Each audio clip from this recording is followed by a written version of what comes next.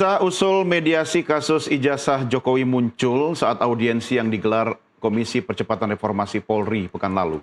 Roy Suryo CS yang menggugat keaslian ijazah Jokowi menolak usul itu dan tetap menempuh jalur hukum. Mari kita jelajahi isu yang terus ramai dibincangkan publik ini agar semua memaknai realita di sekitarnya. Tentunya dengan narasumber yang telah kami hadirkan keduanya melalui sambungan Zoom. Yang pertama ada pakar hukum Refli Harun dan juga kritikus politik Faisal Assegaf yang sudah terhubung bersama kami. Selamat sore Bang Refli. Selamat sore. Bang Faisal apa kabar? Baik, selamat sore. Terima kasih sudah bersama kami. Bang Refli, catatan Anda dulu terkait dengan dipilihnya jalur hukum di luar jalur mediasi soal kasus ini. Itu siapa yang ngomong? Jadi gini, saya perlu jelaskan ya, bahwa yang namanya RRT itu memiliki kuasa hukum atau penasihat hukum yang berbeda. Itu sudah sejak 5 bulan yang lalu. Ya. Jadi ada grup yang dipimpin oleh Abraham Samad. Kalau kita kaitannya dengan RRT, dia menjadi kuasa hukum atau sekarang penasihat hukum dari Roy Suryo dan Rismon. Sementara Dr. Tifa sudah sejak 5 bulan yang lalu berpisah. Ya. Hanya memang demi kepentingan publik, mereka tidak pernah spill itu ke publik. Baru terakhir-terakhir ini orang tahu. Jadi Dr. Tifa ada sendiri kuasa hukumnya yang dipimpin oleh M. Taufik. Nah saya tidak termasuk dua-duanya. Ya. Jadi saya tidak masuk menjadi kuasa hukum atau penasihat hukum baik Rismon, Roy maupun Dr. Tifa. Tetapi selama ini sering memberikan masukan-masukan, memberikan macam-macam lah, tetapi tidak sebagai kuasa hukum. Gitu. Ya, nah, mengenai soal mediasi dan lain sebagainya, kubu Dr. Tifa nggak tahu menahu karena yang dirapatkan oleh kubu Asa juga kita nggak tahu, tapi yang jelas pada press conference di Polda Metro Jaya yang kemudian disampaikan Hozinuddin dan saya mendengar juga di situ, dan Dr. Tifa kemudian ketika tahu bahwa itu Hozinuddin kemudian dia lari gitu ya, nggak mau bergabung karena bukan kuasa hukumnya atau penasihat hukumnya.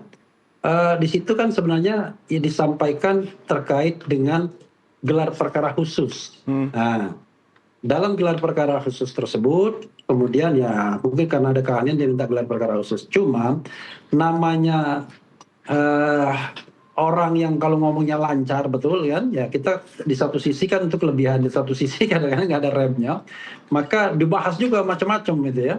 Disebutlah nama Faisal Assegaf, nama tim percepatan reformasi Polri. Refli Harun nggak disebut, tapi disebut juga orang yang ngaku-ngaku sebagai jubir katanya. Ya. Itu semua macam-macam lah. Nah, saya sendiri sebenarnya menyesalkan, dalam tanda kutip menyesalkannya. Kenapa? Karena saya mengatakan kita harus membedakan antara lawyer dan aktivis, ya, atau academician. Kalau Anda sebagai lawyer, maka yang harus Anda lakukan adalah how to save the client. Bagaimana menyelamatkan klien Anda. Ya. Lalu tugas lawyer itu adalah kalau tidak bisa membebaskan klien Anda, minimal mengurangi hukumannya atau jangan menambah beban pikirannya. Yeah. Pertanyaannya adalah ketika dikatakan bahwa itu mengatasnamakan Roy CS, kita nggak tahu CS-nya itu siapa. CS-nya itu apakah termasuk Dr. Tifa juga atau tidak? Karena orang tahu bahwa yang namanya RRT itu adalah Roy, Rismon, dan Tifa. Kalau Tifa sudah pasti tidak. Makanya kan tidak ada kan Dr. Tifa di situ. Yeah. Nah belakangan sikap itu juga tidak disetujui oleh Rismon. Terbukti kan Rismon akhirnya keluar. Apakah Rismon kemudian pro mediasi? Saya juga tidak tahu karena belum ada pembicaraan di antara mereka. Karena yang terjadi adalah sebenarnya pada hari itu wajib lapor bagi mereka. Yeah. Nah, wajib lapor bagi mereka kemudian dimanfaatkan oleh timnya lawyer dari itu, coba lihat ya. Yeah. Tim lawyer. Oh ini pada waktu ini ya, waktu kita walk out. Tim lawyer dari Abraham Samad CS untuk menyampaikan gelar perkara khusus dan kemudian Hozinuddin menambahkannya dengan tolak mediasi dengan macam-macam dan lain sebagainya yang saya kira saya sendiri nggak tahu menahu rapatnya itu di mana. Kemudian tentu Dr. Tifa juga pasti juga tidak tahu. Rismond juga saya nggak ngerti apakah persetujuan dia atau tidak. Roy Suryo pun saya juga tidak tahu apakah persetujuan atau tidak. Karena yang saya tahu ketiga orang ini tidak pernah menolak mediasi, tidak pernah menolak negosiasi. Karena mediasi dan negosiasi itu adalah kan bagian dari kerja lawyer sesungguhnya. Iya, Kalau iya. aktivis, ya Anda bisa mengatakan ganyang Jokowi, gantung Jokowi, dan lain sebagainya. Tapi kalau kerja lawyer itu berbeda. Makanya saya bilang, Anda harus bedakan antara seorang aktivis dan seorang lawyer. Kalau seorang lawyer, kerjanya beda dengan seorang aktivis gitu. Itu yang bisa saya jelaskan. Apalagi yang mau Ya, saya ya. ditanyakan Bang ke saya? Refli, artinya secara formal Anda tidak ada di pihak RRT, tetapi sering dimintai secara pribadi nasihat atau pendapat hukumnya, begitu ya? Dalam konteks Ya. seperti ini, apakah Anda melihat RRT itu pecah kongsi begitu? Nah, itu pertanyaan yang menarik bagi saya ya. Karena jadi gini, kita ini kadang-kadang tidak bisa membedakan antara the client sama the lawyers. Ya, lawyers itu atau penasihat hukum itu bisa ganti-ganti. Iya. Contoh misalnya kalau di tingkat pertama ganti lawyer, kalau di tingkat banding ganti lawyer, itu biasa. Kok tiba-tiba orang heboh ketika misalnya Rismond menarik diri dan seolah-olah pecah. Jadi itu sekali lagi saya katakan, kita sebagai lawyer, sebagai advokat itu nggak bisa membedakan kita sebagai lawyer atau kita sebagai aktivis. Iya. Memang saya tahu tidak ada yang dibayar dalam aktivitas sebagai lawyer. Walaupun nggak dibayar kan tetap kita harus bisa membedakannya antara Pro lawyer bono dan semua ya? aktivis. Pro bono semua. Nah, karena itulah menurut saya walaupun pro bono ya tetap kewajiban kita terhadap klien harus dijaga. How to save the client, bagaimana membebaskannya kalau dia kemudian diancam dengan hukuman, bagaimana mengurangi hukumannya kalau memang tidak mungkin dibebaskan, bagaimana kemudian tidak membebannya dengan pikiran-pikiran yang macam-macam dan lain sebagainya. Ya. Nah, kalau itu masalahnya, RRT itu tidak renggang, justru sekarang mereka rekat kembali. Kalau ada dinamika, ya misalnya selama 6 bulan ini, ya dinamika internal, justru kadang-kadang para lawyernya yang gosok-gosok.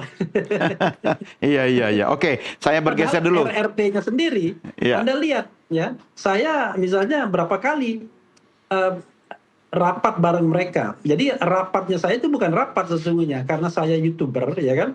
Sering mereka minta saya hadir, karena setelah itu mau podcast, ya kan, Oke. atau mereka press conference gitu.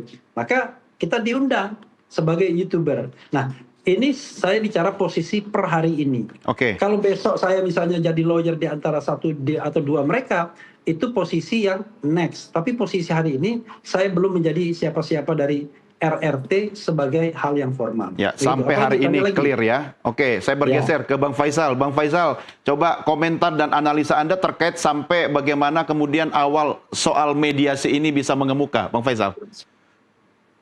Ya, saya kira kalau masuk ke ranah hukum, sejak awal saya nggak mau ikut campur. Karena saya tahu bahwa perbincangan hukum itu sangat terbatas pada sengketa yang di antara dua pihak. Ya. Karena kasus ijazah palsu itu adalah persoalan perdebatan di ruang publik, maka siapa saja boleh dong berbicara dengan pandangan-pandangan mereka, baik pro maupun kontra, maupun saya yang mulai cenderung 4 bulan ini memilih jalan tengah. Tapi kalau sikap moral, sikap politik saya dalam rangka mendorong negara yang berkeadilan, saya berharap kasus ini terus dikawal di jalur hukum. Dan soal mediasi itu bukan datang baru saja, tapi kawan-kawan yang bersengketa dari kubu Jokowi maupun anti Jokowi itu seringkali kan masuk ke ruang mediasi yang difasilitasi oleh berbagai stasiun TV. Kalau Anda pribadi, Bang Faisal, lebih suka di mediasi atau lanjut di meja hijau? Kalau ini kan penyelesaian kasus dulu kita lihat. Ya. Kita mau masuk akademis dengan menggunakan otoritas kampus atau ruang ilmiah untuk digelar satu wilayah kontroversi secara objektif, maka kasus ini bisa diselesaikan dengan melibatkan otoritas yang memiliki hak untuk menguji apakah dokumen ini palsu atau tidak. Kemudian kalau jalur hukum kan berjalan kan, selain di pengadilan pidana juga masih di komisi informasi. Ya. Ya kan? Nah, saya dari awal itu mengusulkan tentang jalur politik. Kenapa jalur politik? Karena kasus ini bermuatan politik. Hmm.